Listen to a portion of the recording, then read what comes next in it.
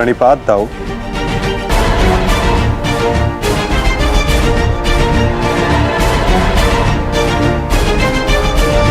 प्रणिपात गुरुदेव।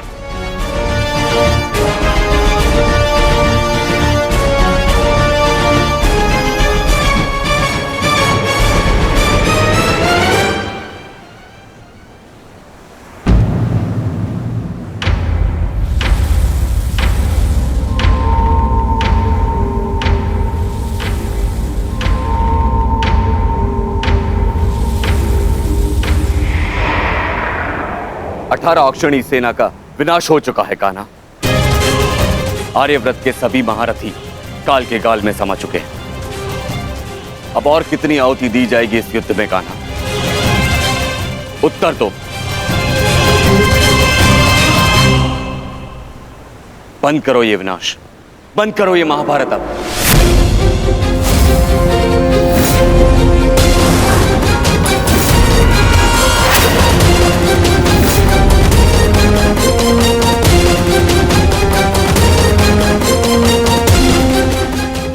नहीं गुरुदेव,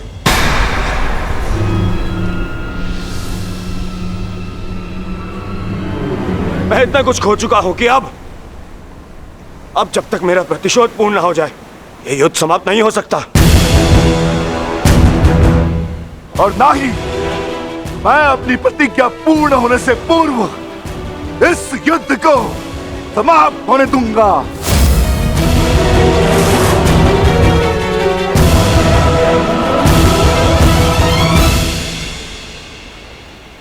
तुमने जो प्रतिज्ञा दुर्योधन के लिए ली है, अब उसका पूर्ण होना असंभव है।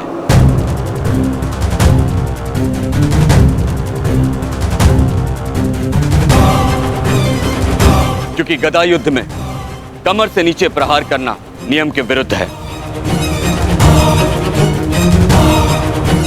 और तुमने प्रतिज्ञा ली है दुर्योधन की जंगा तोड़ने की।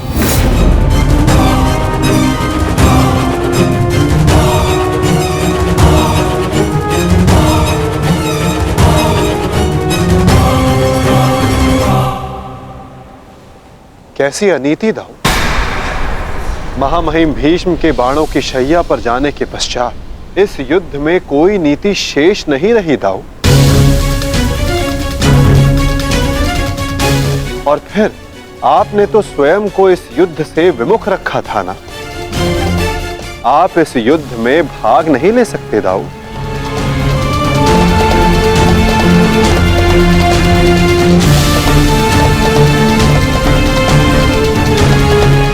ये युद्ध धर्म स्थापना के लिए है दाऊ। मैं यही तो देखने आया हूं कान्हा कि इस धर्म स्थापना की युद्ध में कोई अधर्म ना हो।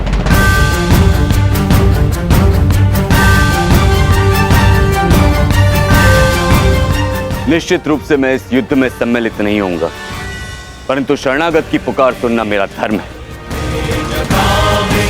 मैं नहीं चाहता कि कल को संसार ये कहे कि यदुवंश के कान्हा के होते हुए अधर्म हुआ।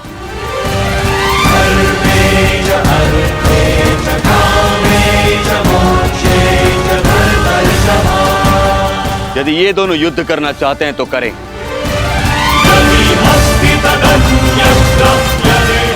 इस युद्ध का निर्णायक मैं बनूंगा।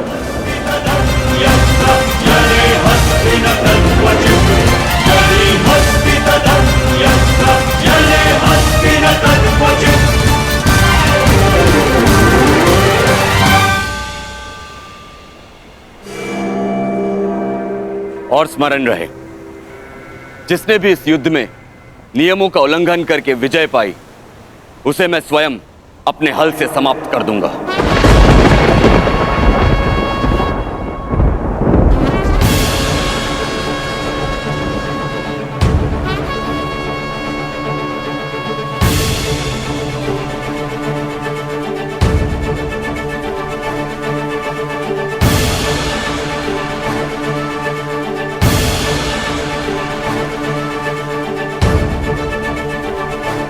नियम वही होंगे जो गदा युद्ध में लागू होते हैं।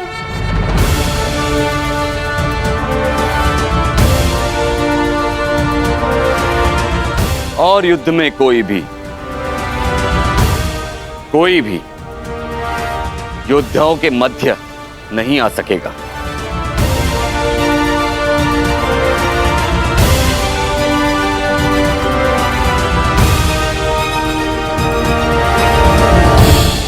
इस द्वंद्व का विजेता इस युद्ध का विजेता माना जाएगा।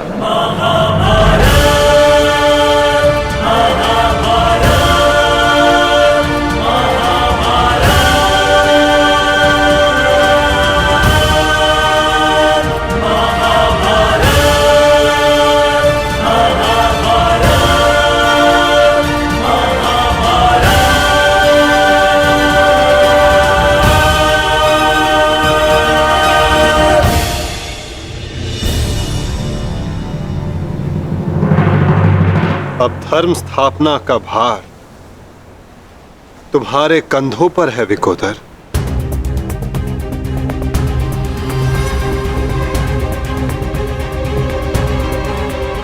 यदि मेरे कंधों पर कोई भार है तो केवल मेरी प्रतिज्ञा का, जिसे मैं अवश्य पूर्ण करूंगा।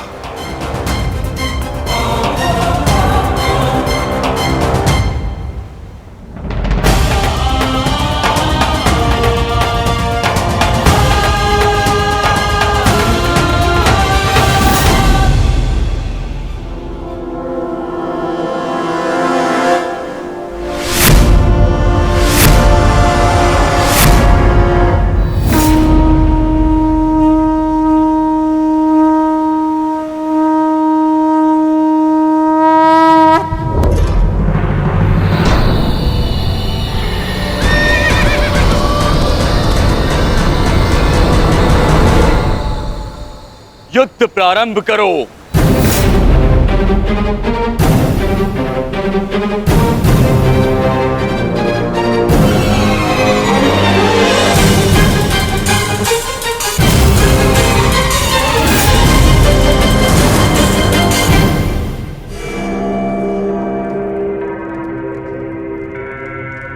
अब विजय और पराजय इस द्वंद्व पर निर्भर करेगी महाराज।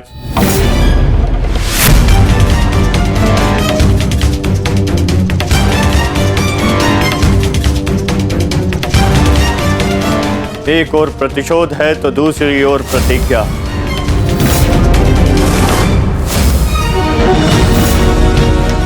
गुरुकुल के दो सर्वश्रेष्ठ गदाधारी आज एक दूसरे के विरुद्ध खड़े हैं महाराज, और महाबली बलराम निर्णायक है महाराज। मुझे इस बात में कभी भी संदेह नहीं था संजय कि मेरा पुत्र भीम से श्रेष्ठ गदाधारी है। मुझे पूर्ण विश्वास है कि मेरा पुत्र भीम को अवश्य परास्त करेगा।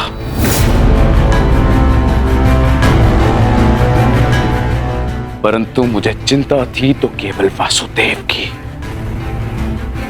कि कहीं वो किसी प्रकार का छल ना करे।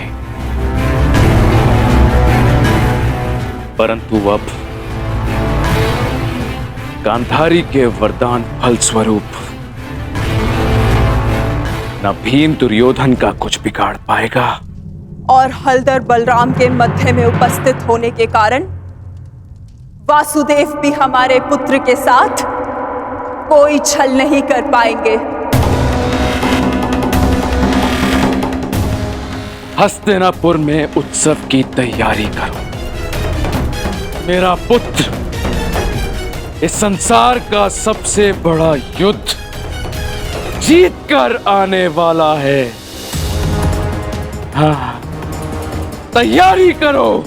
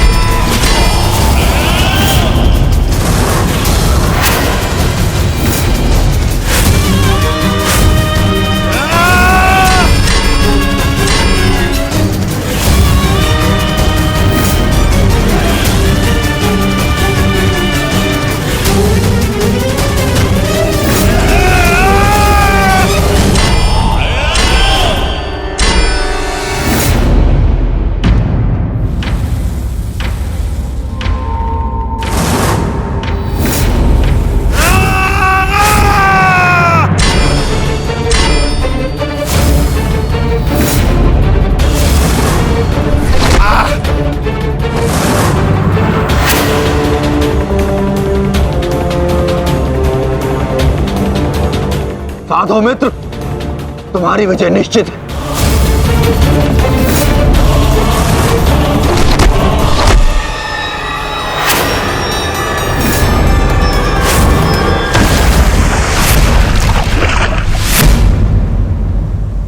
माधव, यदि ऐसा ही चलता रहा तो भीम दुर्योधन के आगे अधिक समय तक टिक नहीं पाएगा।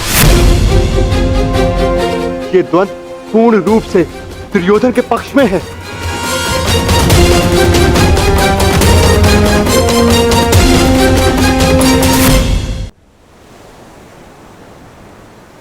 धर्म स्थापना का मार्ग सरल कहां होता है धर्मराज? उसमें अनेकों कांटे होते हैं, अनेकों ठोकरें होती हैं, अनेकों आघात होते हैं। महाबली बलराम अब इस युद्ध के निर्णायक हैं। युद्ध का परिणाम इस द्वंद्व पर निर्भर है।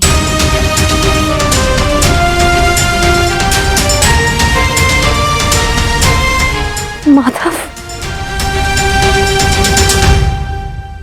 आप क्या यूं ही देखते रहेंगे?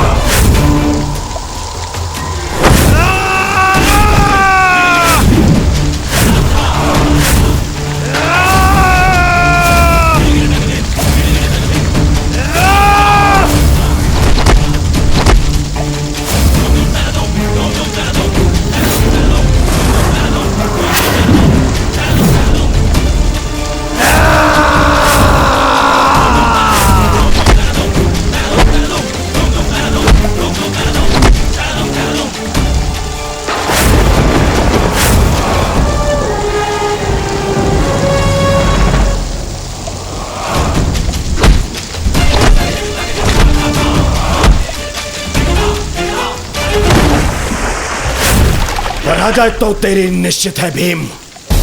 फिर क्यों पराजय के साथ साथ मृत्यु का भी आह्वान कर रहा है? टेक दे, मेरे समक्ष अपने घुटने टेक दे, अन्यथा आज तेरा जीवन मृत्यु के समक्ष घुटने टेक देगा। जब मेरे ज्येष्ठ कर्ण ने मरते समय अपना धर्म नहीं छोड़ा तो उनका यह अनुज कैसे छोड़ सकता है? अब यह युद्ध हम में से किसी एक के मृत्यु के पश्चात ही समाप्त होगा। नहीं, वो तेरा ज्येष्ठ नहीं था, कोई संबंध नहीं था तुम्हारे साथ में उसका, क्योंकि कोई अनुज अपने ज्येष्ठ की इस तरह मृत्यु नहीं करता, वो भी छल से। वो केवल मेरा था, मेरा मित्र था वो। तुम्हारा उसके साथ में कोई संबंध नहीं था कोई संबंध।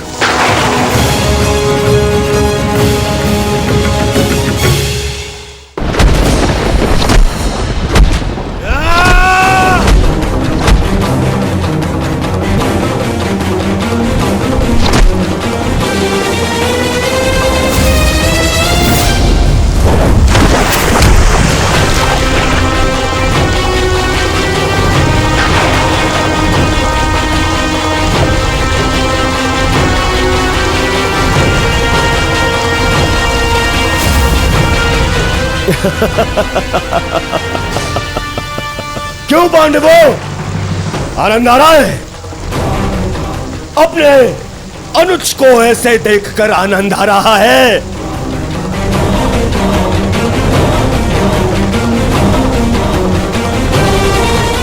इसी के सहारे इस युद्ध में विजय प्राप्त करने का स्वप्न देखा था ना तुम लोगों ने?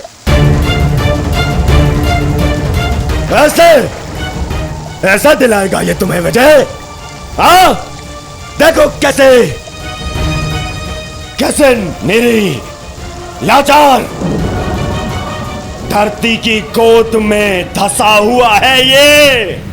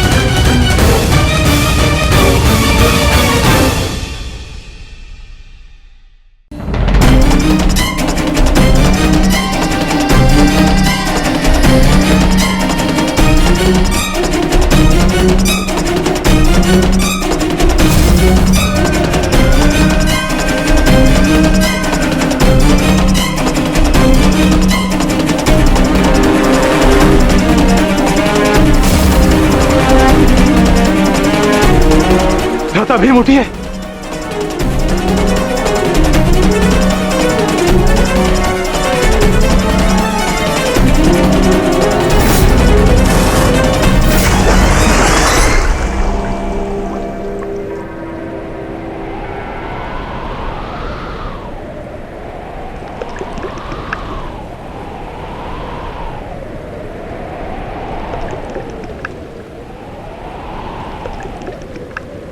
उठिए भ्राता भीम, उठिए भ्राता भीम, उठिए भ्राता भीम।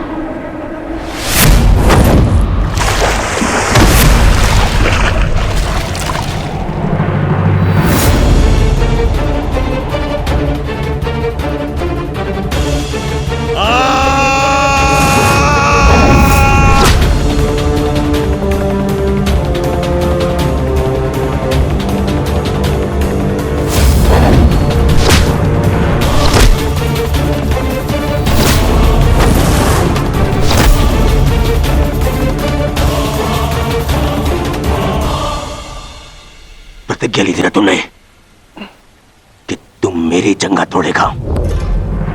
आज मैं प्रतिज्ञा लेता हूं, तुझे मारने के पश्चात, उन पांडवों का वध करने के पश्चात, उस 5 पतियों वाली पांचाली का पूरे कुरुसभा के बीच फिर से वस्त्र धारण करूंगा और अपनी इसी जंगा पर बिठाऊंगा।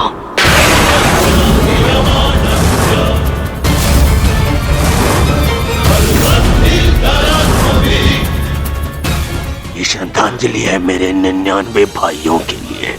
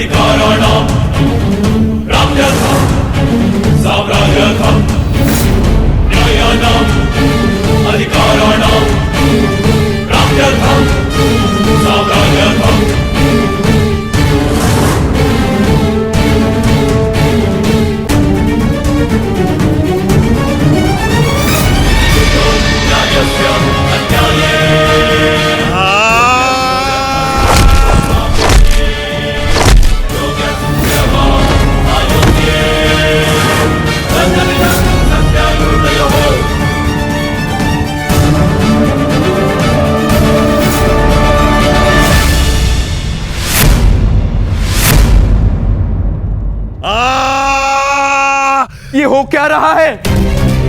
स्वयं महाबली बलराम के होते हुए इस प्रकार नियम का उल्लंघन कैसे हो सकता है? बलराम को कुछ करना होगा। ये छल है बॉस।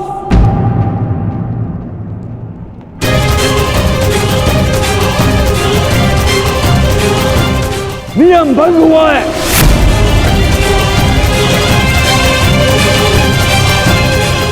रुक जाइए दाऊ।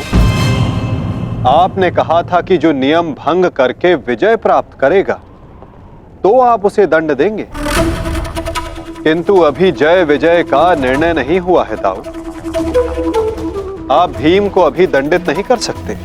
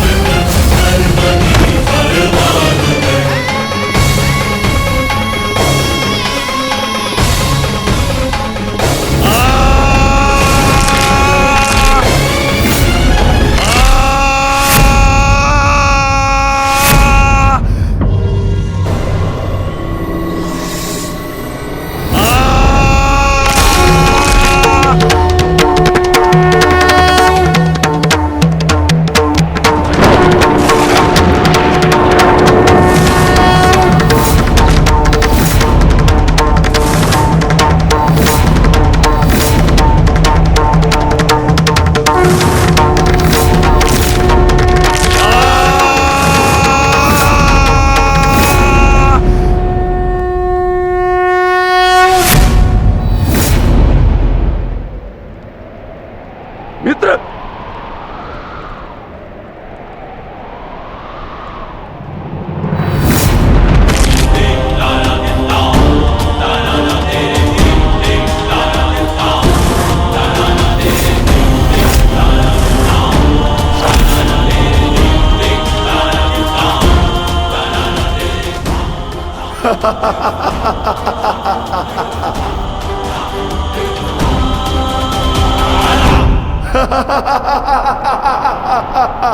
अंत हो गया, अधर्म का अंत हो गया।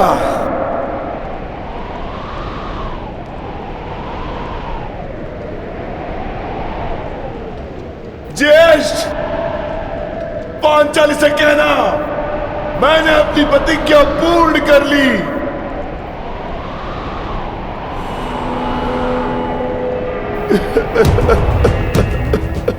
मैंने अपनी प्रतिज्ञा पूर्ण कर ली, पूर्ण कर ली, पूर्ण कर ली।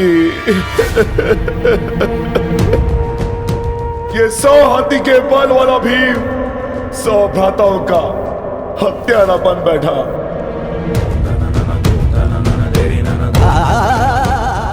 आज ये देवपुत्र अपने भ्राताओं का रक्त पीने वाला राक्षस बन बैठा।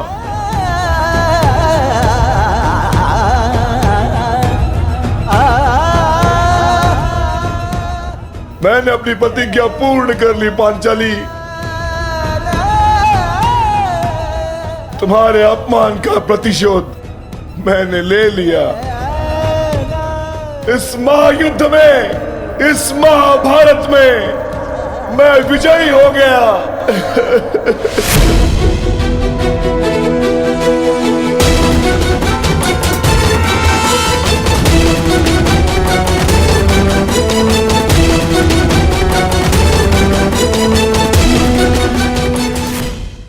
इस महायुद्ध में, इस महाभारत में मैं विजयी हो गया। परंतु आज स्वयं को हार गया ये वृकोदर भीम। हार गया ये वृकोदर भीम।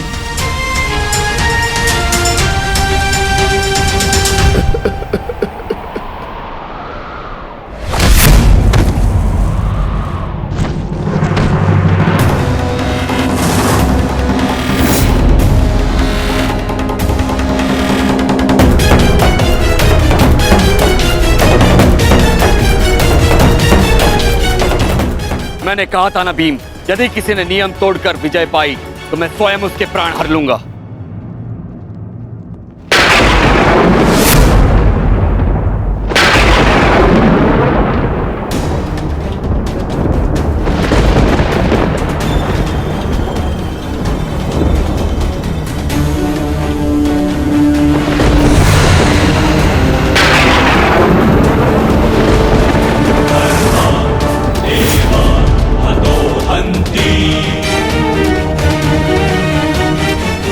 तुमने दुर्योधन की जंगा पर प्रहार करके द्वंद का नियम तोड़ा है भीम।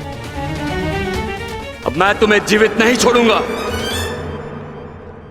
धर्म स्थापना के लिए यह आवश्यक था और मेरी प्रतिज्ञा पूर्ण होने के लिए भी। माधव ने मुझे मार्ग दिखाया, परंतु यदि माधव के ज्येष्ठ मुझे यम के मार्ग पर भेजना चाहते हैं तो मैं उसके लिए भी सच्चा हूं। श्री बलराम।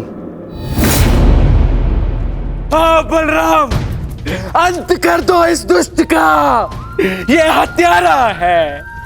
इसने मेरे 100 पुत्रों की निर्दयता से हत्या की है।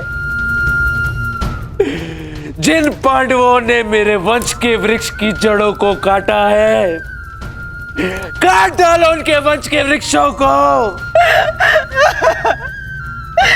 ये क्या अनर्थ हो गया महादेव।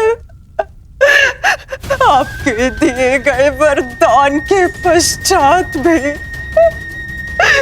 ये माता अपने पुत्र, अपने दुर्योधन को उस कृष्णा के छल से नहीं बचा पाए। ये कैसा न्याय है आपका। इसने 100 पुत्रों के गर्वित पिता को पुत्रहीन कर दिया। इसने एक अंधे के सभी स्वप्नों को अंधकार में डाल दिया।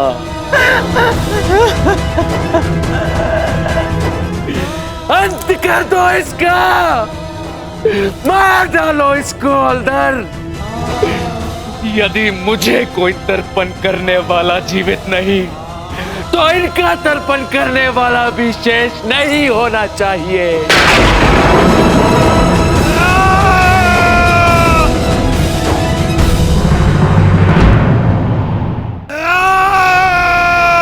एक क्षण रुक जाइए दाऊ।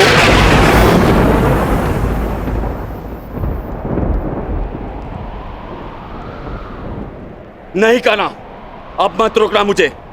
अब मैं बंधित नहीं हूं। मैं अधर्म को तो नहीं रोक पाया, परंतु अधर्मी का नाश अवश्य करूंगा।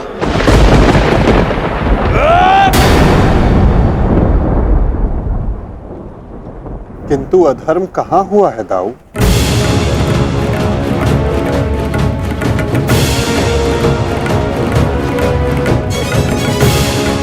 भीम ने नियम भंग करते हुए दुर्योधन की जंघा पर प्रहार किया। क्या यह धर्म नहीं? तुमने स्वयं अपनी आंखों से देखा है कान्हा, फिर भी तुम मुझसे प्रश्न कर रहे हो? हाँ दाऊ, क्योंकि ये प्रश्न उचित है। माना कि गदा युद्ध में कमर से नीचे प्रहार करना गदा युद्ध के नियमों के विरुद्ध है, परंतु गदा युद्ध तो तभी समाप्त हो गया था दाऊ, जब दुर्योधन ने भीम के हाथों से गदा गिरा दिया था। किंतु उसके पश्चात क्रोध के कारण दुर्योधन निहत्थे भीम पर निरंतर गदा से प्रहार करते रहे। क्या यह उचित था दाऊ?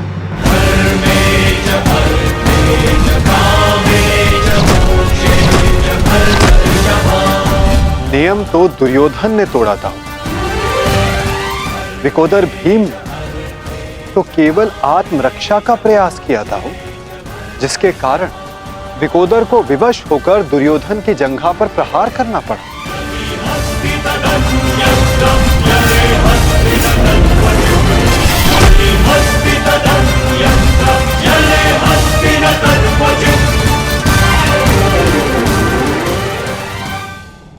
और दाऊ, स्मरण रहे, नियमों को भंग करना तो दुर्योधन ने प्रारंभ किया। दाऊ, जब दो योद्धा आपस में युद्ध करते हैं तो वो एक दूसरे को उकसाते हैं, किंतु किसी की कुल वधू का मान मध्य में लाना और उसका अपमान करना क्षमा योग्य नहीं होता है दाऊ। आप क्या चाहते थे दाऊ? कि दुर्योधन इस युद्ध में विजयी हो जाए और पांचाली को अपनी जंघा पर बैठा।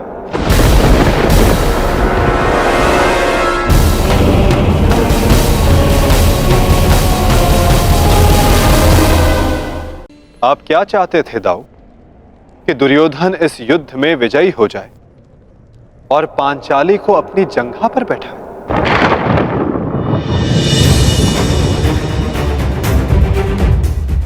क्या ये नियम होता?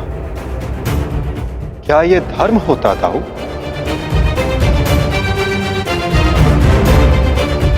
यदि ये दोनों युद्ध करना चाहते हैं तो करें। इस युद्ध का निर्णायक मैं बनूंगा। और स्मरण रहे, जिसने भी इस युद्ध में नियमों का उल्लंघन करके विजय पाई, उसे मैं स्वयं अपने हल से समाप्त कर दूंगा।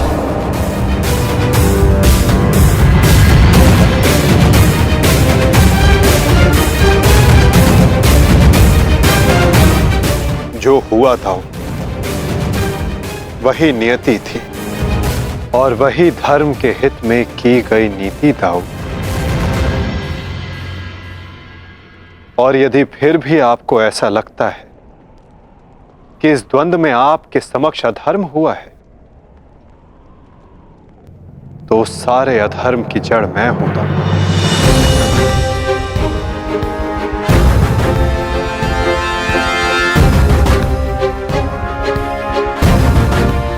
तो पहले मेरा संहार कीजिए दाऊ।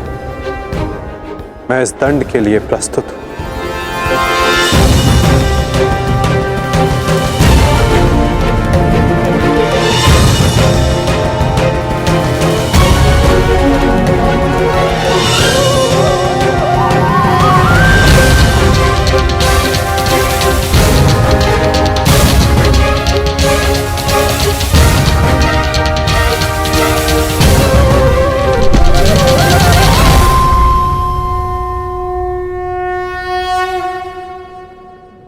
तुमने मुझे निरुत्तर कर दिया कान्हा।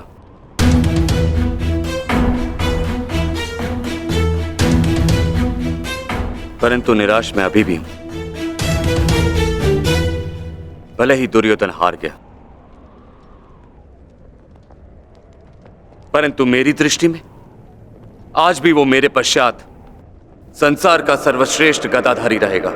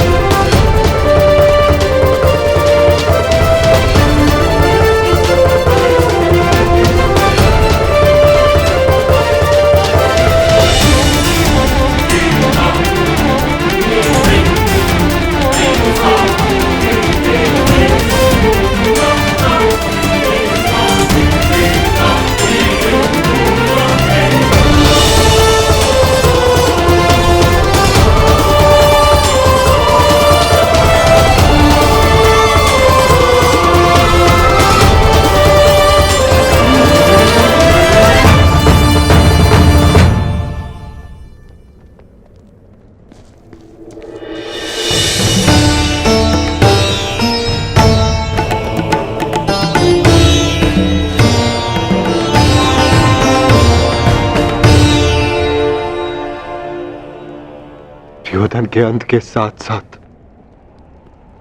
इस युद्ध का भी अंत हुआ वासुदेव। हम विजयी हुए। धर्म ने आज पुनः अधर्म पर विजयी पा ली। युद्ध समाप्त हो चुका है। चलिए सब शिविर की ओर चलते हैं।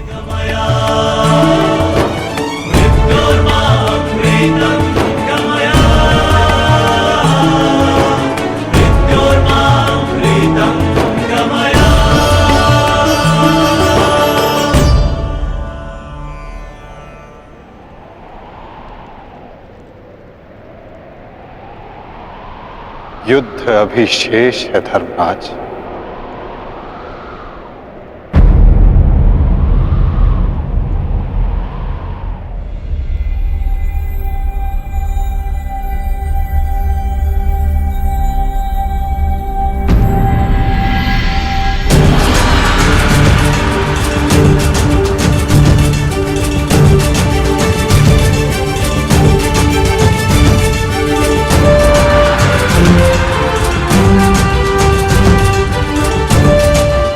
पांचाली तुम सबकी प्रतीक्षा कर रही है। जाओ।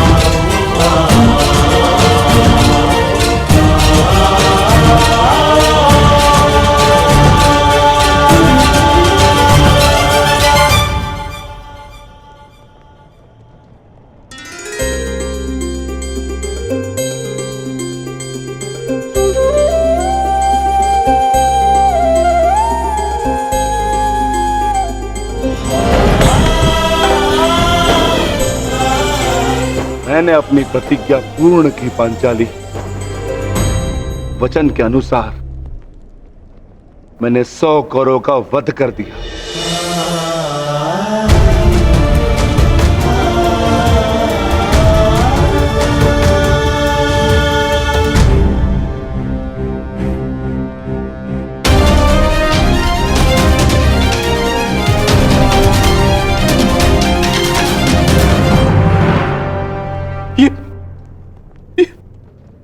ये क्या हो गया मित्र? कृतवर्मा, देखो देखो मेरे मित्र की क्या दशा कर दी उन्होंने। ये सब उस वासुदेव का किया है। यादव हूं, परंतु गर्व है कि कौरवों के लिए लड़ा। और आज वासुदेव ने छल से दुर्योधन की जैसे छल से अंगराज कर्ण का वध करवाया वासुदेव ने। और आज मित्र उठो मित्र, हमें युद्ध जीतना है मित्र, हमें युद्ध जीतना। हमें पिताश्री और मित्र कर्ण की मृत्यु का प्रतिशोध लेना है मित्र। उठ जाओ मित्र, उठ जाओ मित्र, तुम मुझे छोड़ के नहीं जा सकते मित्र। उठो मित्र, मित्र उठो, उठो।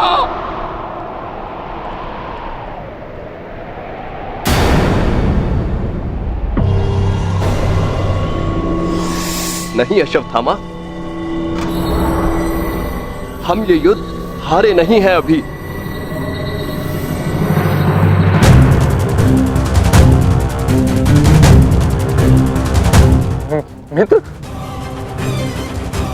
मित्र तुम जीवित हो मित्र? साथ ही युद्ध अभिशेष है मित्र। हमें युद्ध जीतना है मित्र, हमें युद्ध जीतना है। उठो मित्र, उठो। हमें युद्ध समाप्त करना है मित्र। उठो, हम ये युद्ध जीतेंगे मित्र। उठो मित्र। नहीं अश्वत्थामा, मैं हिल भी नहीं सकता। मेरा पूरा शरीर निष्क्रिय हो गया है। नहीं मित्र, मित्र ऐसा मत कहो मित्र, तुम सब कुछ कर सकते हो मित्र। और तुम्हारा ये मित्र अश्वत्थामा, ये भी सब कुछ कर सकता है मित्र, सब कुछ कर सकता है। मुझे सौगंध है अपने पिता की, आपकी और मित्र कर्ण की मित्रता, मैं पांडवों से प्रतिशोध अवश्य लूंगा मित्र, अवश्य लूंगा। मुझे आज्ञा दीजिए, मैं पांचों पांडवों के शीश आपके समक्ष प्रस्तुत करूंगा मित्र। मुझे एक अवसर दीजिए, मेरा अभिषेक कीजिए मित्र। अब मैं ही आपकी सेना और मैं ही आपका सेनापति मित्र, मैं ही आपका सेनापति।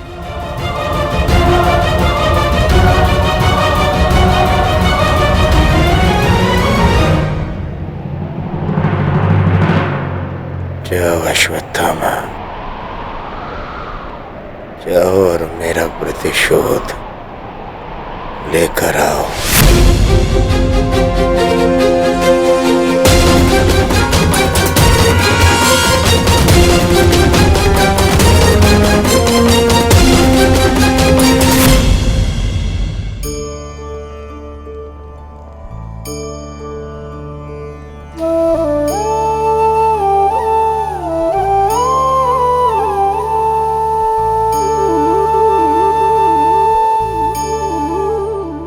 अब समय आ गया है सखी, तुम्हारे पतियों ने अपनी प्रतिज्ञाएं पूर्ण की।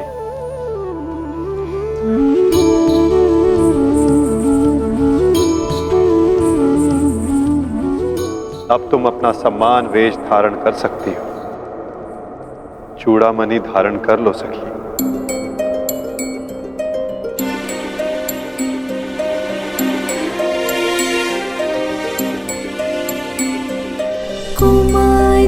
चापि पाञ्चाली वेदी मध्यात् समुत्थिता सुभागा दर्शनीयाङ्गी स्वासिताय तलोचना।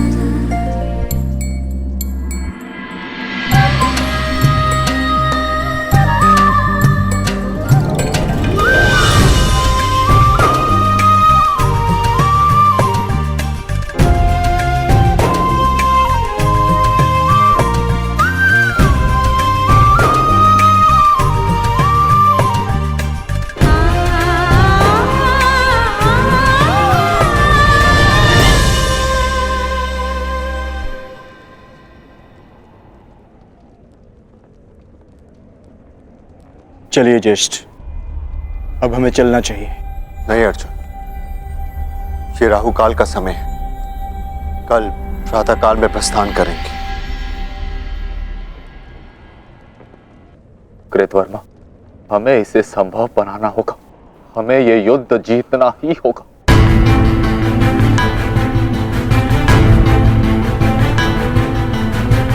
मैंने मित्र दुर्योधन को वचन दिया है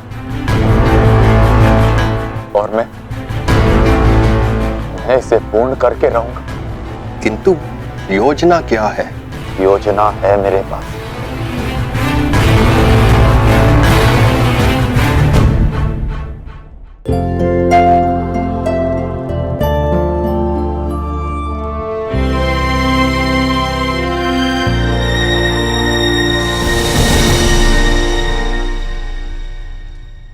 अंततः 18 दिन के पश्चात ये महासंहार समाप्त हुआ।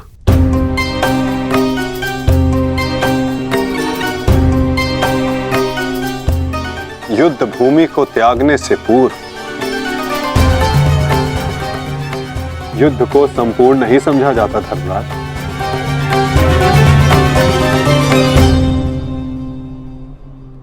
कल प्रातः काल तक प्रतीक्षा करो, क्या पता कि कोई और चुनौती हमारी प्रतीक्षा कर रही हो। आज रात्रि जब वो विश्राम करेंगे तो हम उनका संहार करेंगे। जिस प्रकार उल्लू रात्रि में अपने शत्रु का अंत करता है, उसी प्रकार हम भी पांडवों का शिकार करेंगे। पांडवों का स्वागत हस्तिनापुर में नहीं, यमलोक में होगा। यमलोक में। यदि कल प्रातः काल तक कोई चुनौती नहीं आती तो ही इस युद्ध को समाप्त समझना धर्मराज। किंतु माधव, अब हमें चुनौती देने के लिए शेष बचा ही कौन है? अश्वत्थामा। क्या हम अनीति पूर्वक पांडवों का वध करेंगे? इस महाभारत में नीति अब शेष ही कहां है? क्या मेरे पिता का वध नीति से हुआ? क्या महामहिम भीष्म का संहार नीति पूर्वक था? क्या कर्ण का वध नीति का था? यहाँ तक कि मित्र दुर्योधन को भी नीति से परास्त किया गया। तो तुम किस नीति की आशा लगाए बैठे हो कृतवर्मा? इस युद्ध में नीति और अनीति का कोई महत्व नहीं।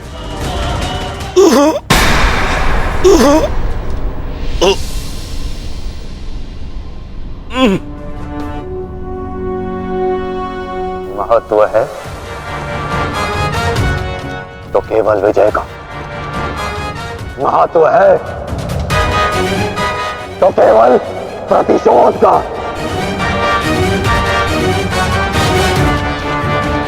विजय पाने का केवल एक ही मार्ग है, आक्रमण। और वो भी तब शत्रु निद्रा में लीन हो। अपने शस्त्र के साथ सज्ज रहो कृतवर्मा, और रात्रि की प्रतीक्षा करो।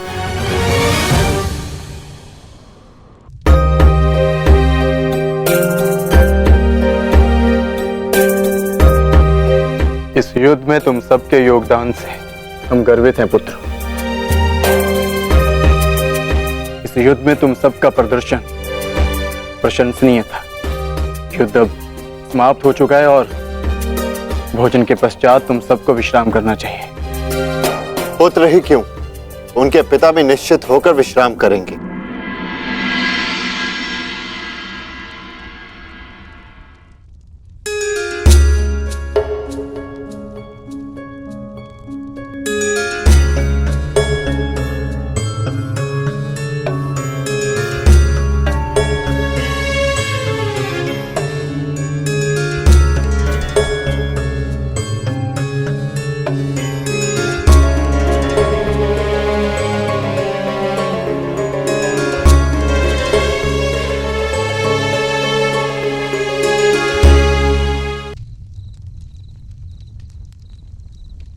क्या हुआ माधव?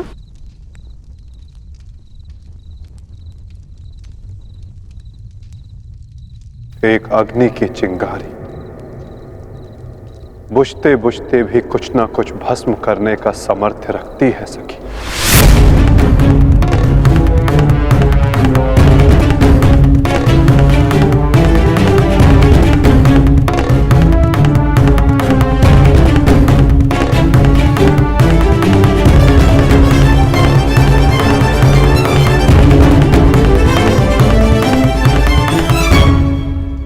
ये माधव क्या कह रहे थे? क्या कोई अनहोनी घटित होने वाली है?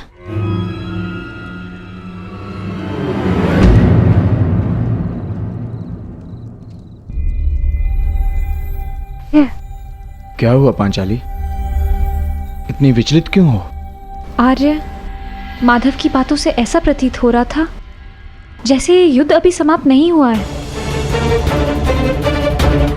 कुछ शेष है जो हमें हानि पहुंचाने के लिए सज्ज है।